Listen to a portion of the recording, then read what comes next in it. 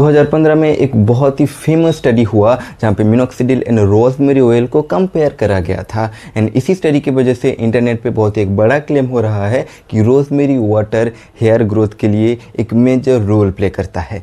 इस वीडियो में हम देखेंगे कि एक सस्ता रोजमेरी वाटर इतने महंगे मिनोक्सिडिल से भी बेहतर काम कर सकता है। Let's see. पहले तो ये समझो कि हेयर फॉल होता कैसे है।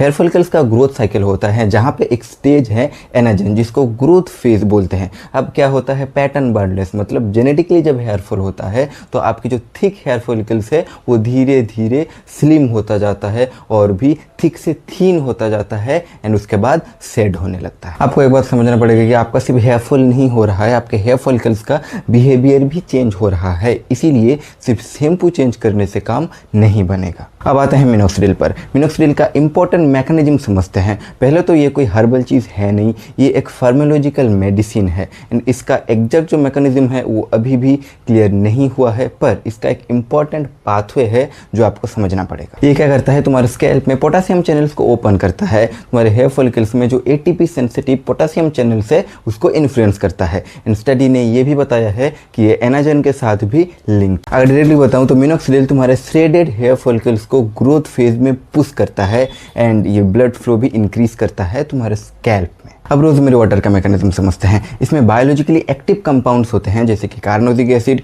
Anti inflammatory properties and antioxidant. आपको एक इंपॉर्टेंट डिफरेंस समझना पड़ेगा कि रोजमेरी वाटर रोजमेरी ऑयल नहीं है, दोनों ही बहुत अलग चीज़ है।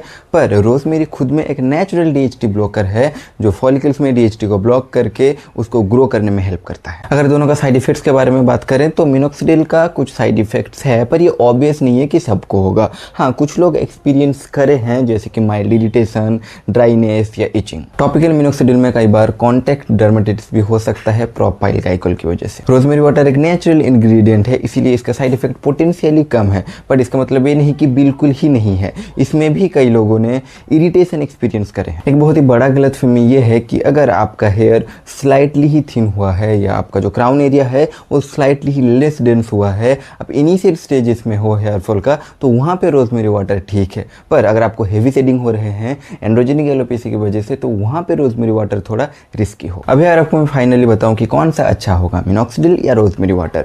तो रोजमेरी वाटर कब अच्छा होता है, जब आप स्लाइट थिनिंग एक्सपीरियंस कर रहे हो, हेयर फॉल का इनिशियल स्टेजेस है, उतना भी हेवी शेडिंग नहीं हो रहा है, अब उतने पैसे खर्च करना नहीं चाहते हो या उतना हेवी मेडिसिन यूज़ नहीं करना चाहते हो, तो रोजमेरी वाटर आपके लिए अच्छा हो। पर मिनोक्सिडिल आपको कब यूज़ करना है, जब आपका हेयर पूरे थिन हो गए हैं, क्राउन एरिया पूरा खाली होता जा रहा है एंड बहुत ही हेवी शेडिंग हो रहा है, तब आपको रिस्क नहीं लेना है। रोजमेरी वाटर तब सफिशिएंट नहीं होगा, आपको मिनोक्सिडिल यूज़ करना चाहिए। तो आई होप आप समझ गए होंगे कि रोजमेरी वाटर एंड मिनोक्सिडिल आपको किस टाइम पे यूज़ करना चाहिए।